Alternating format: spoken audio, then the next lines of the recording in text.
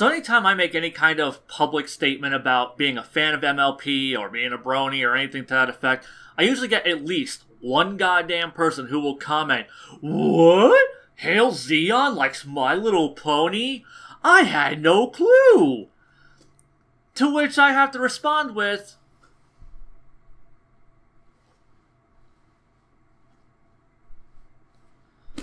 yeah, no, I can totally see how that could come as a shock to you. I'm definitely very discreet about it. So yeah, I love My Little Pony, and this is another one of those I love blank franchise videos. This one's going to be a little bit different though, because usually whenever I do one of these, I talk about the franchise as a whole, usually like, when I jumped in, and when I went like back to older stuff, and when I like, my experience playing newer things, and just experiencing like the franchise as a whole.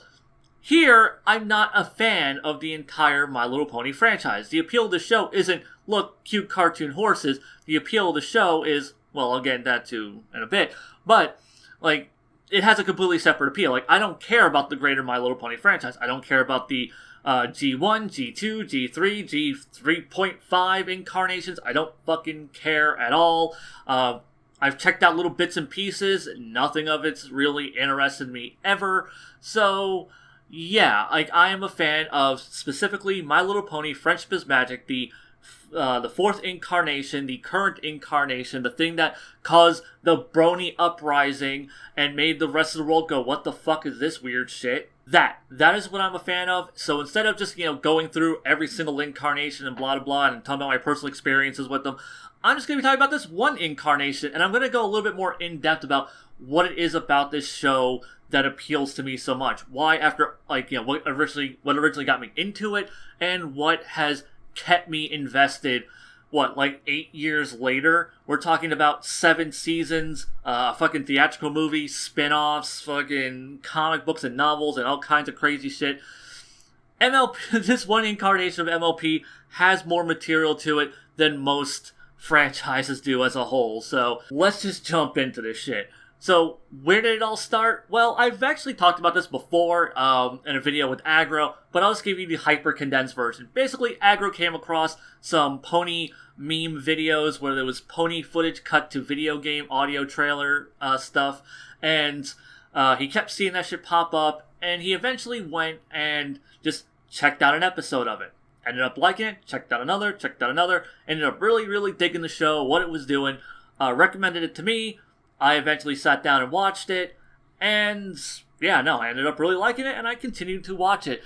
And then, I started finding out about, the greater Brony fandom, and started getting invested in that. And, that's pretty much it. There's not really a whole lot more to talk about other than just, I started watching the show, I got exposed to the fandom, I thought it was really cool, and I've just kept up with the series ever since. Don't really keep up with the fandom all that much anymore, but I definitely still keep up with the series, and its spin-off material, and pretty much every little piece of continuity stuff that they toss out there.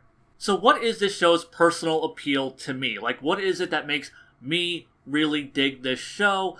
And there's a few things, honestly. First off, it has a great cast of characters that are really nuanced and fleshed out and developed. I mean, there's been 7 fucking seasons. They've had plenty of time to develop a lot of these characters. Even background characters and, side characters have gotten a surprising amount of development and growth to them. It has really well-written slice-of-life storylines in them. Once again, which leads to the character growth and character development and the characters being more nuanced than what might expect on the surface. And the world that they exist in is this really creative fantasy environment. It's, this isn't just a world of talking ponies who go on cute little adventures and, bake, cupcakes and have parties and shit. No, this is a show where, there are dragons and manticores and cockatrices and all kinds of fucking, every, mythological creature under the sun, exists in this world. Minotaurs and all kinds of shit. And, it's all of these elements together that make MLP a more interesting series than just a cute show about ponies. In fact, I'm going to go ahead and state right now, if you've never actually given this show a shot and you're a fan of both magical girls and slice of life, this is this is a very easy recommendation for anybody. Like, if you're a fan of those two things, you should have already checked this show out, because it's definitely going to be right up your alley. Unless, like, the little girls being little girls is, like, an impetus for you to watch Magical Girls and Slice of Life anime, then I guess you wouldn't like, because they're horses and not little girls. But hey, if that's the kind of storytelling that you like, there's a lot to recommend here. Now, the thing that latched me in from the very beginning was its 2-part series premiere that focused, it was an adventure-based storyline. They had to defeat this evil pony called Nightmare Moon, and she was going to just rain darkness across Equestria, which is the name of their homeland. And what follows is a pretty decent, adventure storyline, which ends in this big Sailor Moon-esque finale. And I was just like, oh, well, shit. Alright, you got me. And it was so well put together in those in those first couple episodes that I'm like, alright, show, you got my attention. Let's see what you're gonna go with from here. And then the show, this kind of becomes a slice of life. Like, there are little adventures that they go on and do have to face dangers and deal with enemies and things like that, but those are more the exception than the rule. The main bulk of the series is its slice of life episodes. And I think it's really smart to put an adventure storyline at the beginning to kind of hook people in who might be put off by, like, the story, like the slice of life elements, and then you kind of ease them into those slice of life elements, and then they kind of realize, oh, well, this is what this show is going to be most of the time. But they've probably already started to gain an investment in the characters by the time they realize it isn't going to be all wham bam, adventured all the goddamn time. And these slice of life episodes are, for the most part, some really good stuff. It takes characters, because from the premiere, you could get the idea that each character is going to be a flat stock archetype. And that's really more of the fault of the fact that, like, it's just the premiere. It's trying to set up all the characters and set up the adventure and set up the stakes and then have a resolution and then set up the rest of the goddamn series. Like, here's your characters, here's their dynamics, here's the MacGuffins that they're going to be using when shit gets real. Go. Now just, and it's just to set everything up. Where the characters start getting depth and complexity is through the following episodes. We learned more about Twilight being really studious. Later on, by season 2, we find out that she has, like, this crippling paranoia over fear. Like, that's the thing, like, every character has something to them that makes them way more interesting. My personal favorite character, Rarity, the white one with the purple mane. If you just watch the season premiere, you would think, oh, well, she's the girly one. She's the one that all the girls are gonna like, and she's gonna talk about fashion and boys and oh my god, and be super just obnoxious the entire time, very bourgeoisie of her, and she can be that. And when I first was introduced to this character, I'm like, I am going to hate this bitch. She is going to be the thing that's going to make watching this show difficult. And I was wrong. Because once we get to the episode Suited for Success, which was the first episode of this series, where I'm like, this show's fucking brilliant. This show's so goddamn good. It took a character that I absolutely could not fucking stand and completely flipped my opinion of them by just adding this whole new layer to her character, because the 6 main characters represent the elements of harmony. That is the main MacGuffin in the early parts of the show, and each of the characters represent a different element. Laughter, kindness, generosity, and Rarity is generosity. Yes, the stuck-up socialite pony is the generous one, and this adds just that extra little wrinkle to her character. Yes, she is very much about dramatics and theatricality to the point to where it's ridiculous, and that's where a lot of her humor comes from, is just how over the top she can be. But the heart of her character really comes into play when you see the lengths that she's willing to go to make her friends happy. The things that, like, how much she's willing to put herself out there and provide things for her friends and the people that she cares about. And in the episode Suited for Success, she goes and makes a whole bunch of dresses for her friends. She's the seamstress of the group, so she goes and she makes a whole bunch of dresses for this big event that's going to be in the season 1 finale. And They don't like the dresses. They're like, no, it's okay. It's just, and she specially crafted each dress to appeal and complement the sensibilities of their friends. And then her friends just kind of are really douchey about it. And they're like, yeah, I don't really like this. Can you make something that's more us? And so she goes and busts her ass to make a whole new set of fucking atrocious dresses. And everyone thinks they're fucking retarded except for them.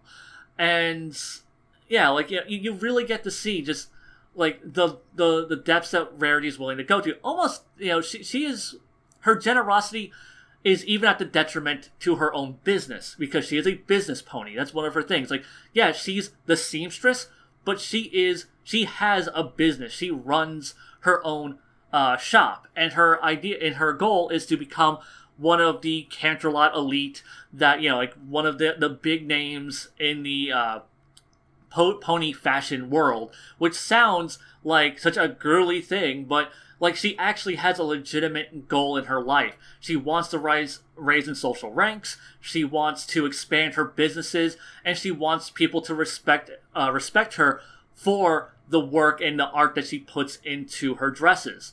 Because that is her passion. It is what drives her. And throughout the course of the series, we get to see her actually, like, achieve these goals.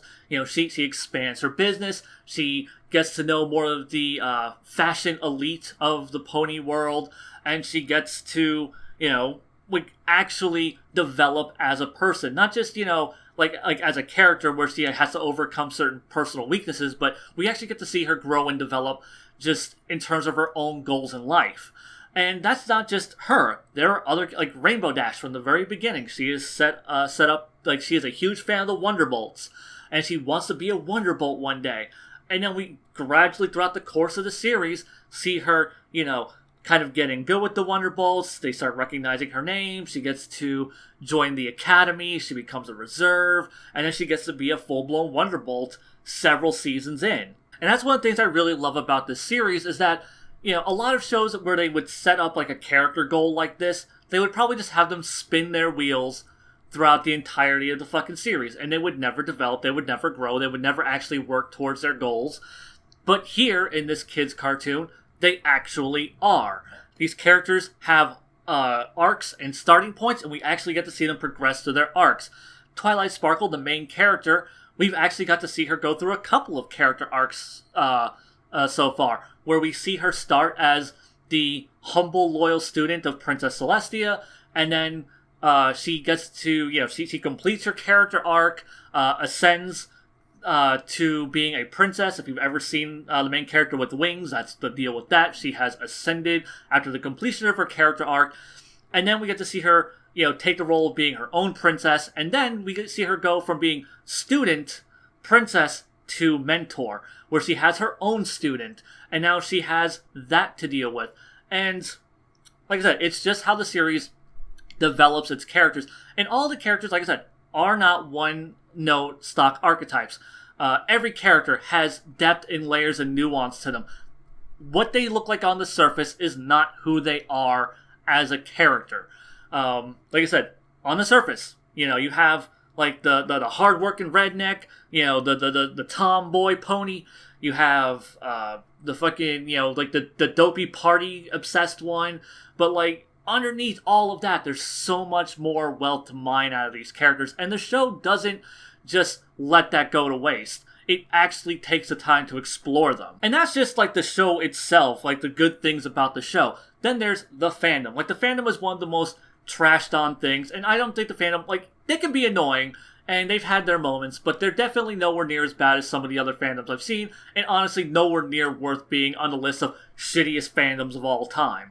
At worst, they're just really fucking obnoxious, and just, hey, watch my pony show! It's like, I don't want to watch, but you should watch my pony show because it's really good. No, shut the fuck up, dude, I don't care. But I think, people kind of focusing on that element of the fandom really does not do justice to the rest of it, because there's a great wealth of stuff there. They're some of the most creative people I know. They do a lot of really cool, like custom figures and fantastic pieces of artwork, fan films and flash animations, and, in-depth character analysis videos. And, like, the pony fandom has had, like one of the most rich communities, because it just led to so many people being inspired to create so many different things. A lot of fandoms have like, oh well, like here's some fan art, here's some here's some fan art, here's some like reviews on YouTube or whatever.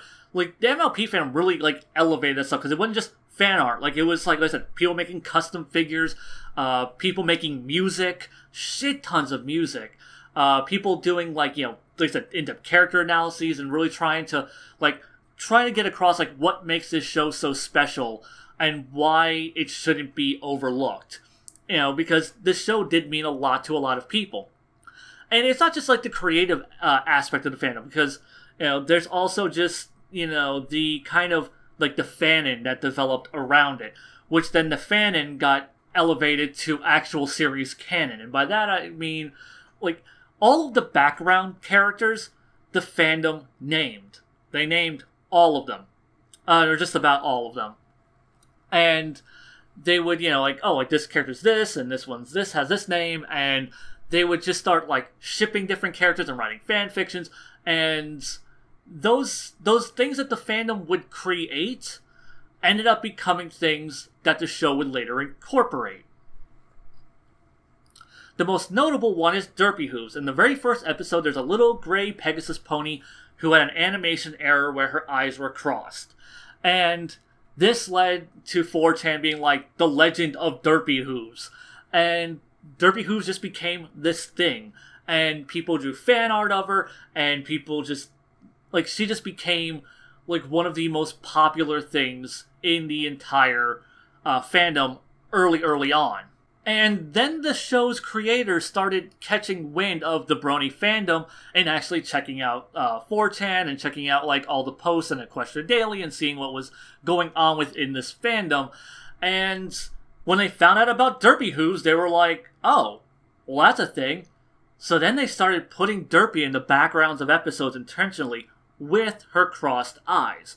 She became like this little thing, this little Easter egg that they were putting in the episodes, specifically for the fandom, for the Brony fandom that had built around the show. And a lot of people like to pretend that like the Bronies are just like this weird kind of thing that Hasbro and DHX, like they just don't fucking acknowledge us. We're like this little tiny subsection. But no, like we are the bulk of the fandom. Like yes, the show was created for little girls, but the adult fandom is the majority of this fandom, whether or not people like it or not. There's a reason this show was on its 7th season and just got a theatrical movie. It is because this show was that goddamn popular. The show was originally scheduled to end around season 3 when it had enough numbers for syndication. But the popularity of the show and the strength of the fandom kept it going, kept people invested, and Hasbro was just like, well, we can't just cancel this. So My Little Pony has now outlasted, like this specific incarnation has already now outlasted like every single incarnation of Transformers and fucking G.I. Joe. And you'd think like if any show's gonna fucking last forever, it's gonna be one of those. But no, it's this incarnation of My Little Pony because the fandom is just that goddamn strong for it. Now something that really impresses me about this show is that at the heart of it is a toy commercial. It is meant to sell toys to little girls. And because of this leads the show to have to work around the demands of Hasbro. Hasbro will be like, well, we need a new princess, or we need a new gimmick, or we need to add this, or we the higher ups from Hasbro will be like, we need this new toy gimmick, so we need you to incorporate this into the show. And instead of just kind of shoehorning these things into an episode and being like, look, here you go, buy some more toys, they actually weave these things into the narrative and actually make the show stronger because of it. So, they introduced Princess Cadence. Like, oh, look, a new Princess Pony. Well, she has wings. She's an alicorn, too. And, yeah, like, she's there to sell, like, princess wedding playsets. But, like, in the context of the story, she's meant there to be this childhood friend of Twilight's. And she's given this fantastic introductory two-parter that is one of the most memorable parts of the entire series. Like, the season 2 finale is such a memorable two-parter, or just portion of the show in general. It's one of the most beloved segments of the entire fucking series. And this all came from a fucking, toy bait commercial. And then you have Magical Mystery Cure, which is the season 3 finale, where Twilight ascends to alicorn statehood. And it's like, okay, well, they're gonna make Twilight a princess. Oh god, what are they gonna, like, and you could just see where this could go completely off the rails. And instead, they present it in the form of this full-blown musical that ends on one of the biggest emotional high points of the entire series.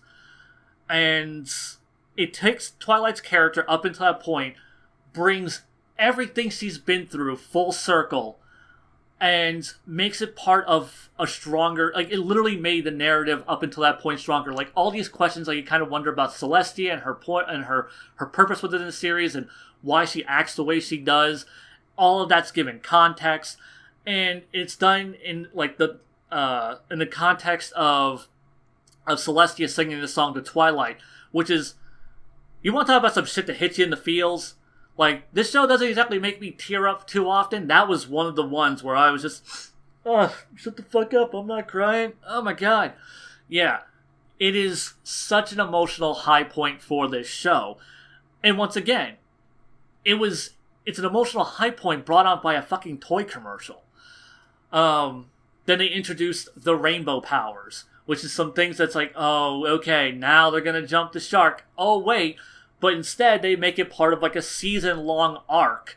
So it's the payoff to a season-long build-up. And that whole storyline builds to one of the most bombastic, balls-out, what-the-fuck crazy finales I've ever seen in a children's cartoon. Like, if you're a fan of Dragon Ball Z and you've never seen MLP, just look up Twilight Sparkle versus Tirek. It is fucking awesome, and I'll tell you right now, it'll give you a false impression about what the rest of this show is like, but that part is so balls to the wall fucking cool that you need to check it out. But yeah, that's one of the things that makes this series so special, is that it takes something that should be just just something that cripples the series narratively. Like, here, keep making more toys, shove this bullshit in. But the writing staff cares so much about the product, and they care so much about the fandom, that they weave all these elements in to actually strengthen the narrative of the show overall. You know, to flesh out the world's lore and to build on what was already established.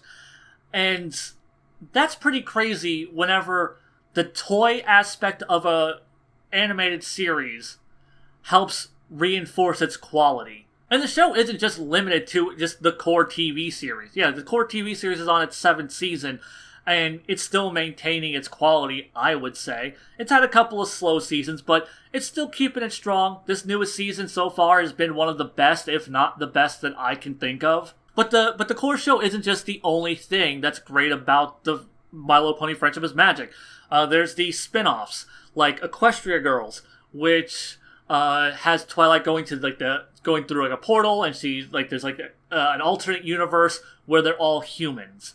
And once again, like, stupid fucking toy commercial idea. Like, oh yeah, we need to fucking compete with Monster High. So here's some human pony bullshit.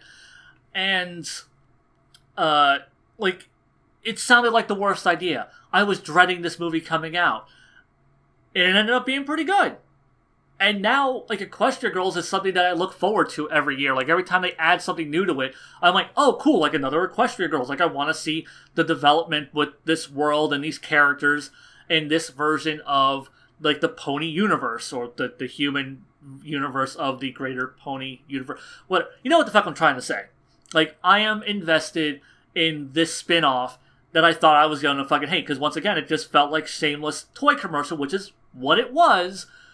But once again, like, the staff spin it in a way that's really great.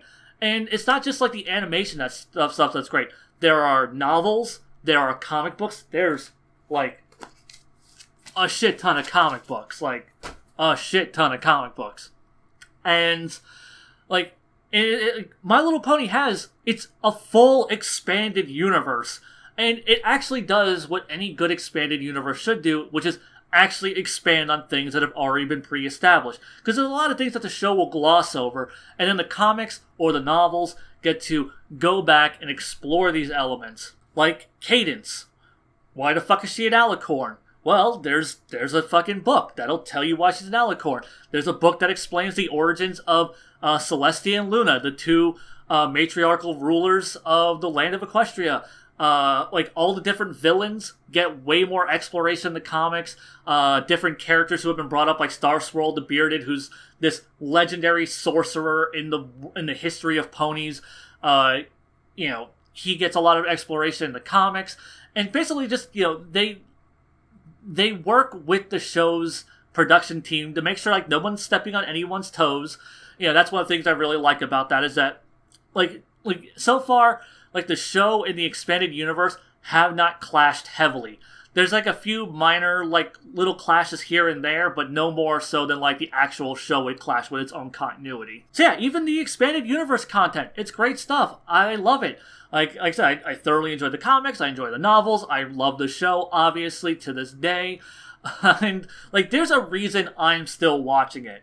Like, you know, like, there's a reason that 7 seasons later, you know, 4 direct-to-DVD spin-off movies and a TV special, and over 100 comics, and, like, over 20 or 30 novels, and a fucking theatrical film, like, I'm still here. And that is because My Little Pony Friendship is Magic is a legitimately great fucking show.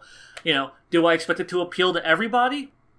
No, not at all. I mean, if you don't like slice of life, if you don't like the kind of magical girl adventure stuff, then you're not going to like My Little Pony. It's just going to be that simple. But if you do like those things, and you like well-crafted characters and creative fantasy environments, definitely give this show a try if you haven't already. And when I say give the show a try, don't just, like, watch, like, 1 episode or 2 episodes and go, whatever, like, it's not terrible, or whatever. Because that seems to be, like, a lot of people's thing. Like, you know, they'll watch an episode and go, yeah, it was alright, I don't really see what's so special about it. And, like, what makes the show special is the experience of going through it. You know, if it's good enough to make you go, yeah, that was alright, you know, and if you think it would be worth watching another episode, watch another episode. If you think that was good enough to watch another episode, watch another episode. And just keep going on that cycle, and try to watch it in order. Because, like, if you try to, like, pick, like, one of the big beloved fan episodes, you're gonna get, like, some big emotional payoff to something you didn't have context for. So it's not gonna have the same impact. So you're gonna be like, I don't get it. What's the appeal? It's kind of like, you know, jumping into, like, the third Lord of the Rings film and being like, I don't understand, why was it so important to drop this ring down this fucking volcano? Well, you didn't have the context and the emotional build-up that led up to it. So yeah, that's why I love ponies. In fact, you know, just to go ahead and, like, just a little extra incentive for you guys, I'm going to go and toss some videos in the description. Personally, like, a bunch of my favorite songs from the show, because the show's got some great fucking music, so I'm going to toss in a few of my favorites, and then I'm also going to throw in a few character analysis videos from Drowning in Horseshoes, the god king of the pony analysis fandom, who was just too good for it and left it to go do other things and be an alcoholic in his mother's basement. I'm going to throw some of those videos in the description, so if you want to see just, like, a real in-depth character breakdowns of just what makes these characters so good, like, maybe if you're like, I don't know, I'm not quite buying it yet, maybe that'll sell you on it. If not, it's cool. I mean, the show clearly is not for everyone, like, I mean, not that any show is really for everyone, but yeah. Check them out. Maybe just enjoy some fun little music if you want to check out the songs. I'll probably link in the description the video that Agro and I did talking about, like, how we got into the franchise and blah, blah, blah, blah. So yeah. So next time I do one of these, I'll do another poll. Like this one, I just hijacked and said, no, I'm doing ponies. Fuck you guys. I want to do ponies. So next one, I'll let you guys vote on it as per usual. Till next time, Zeon out.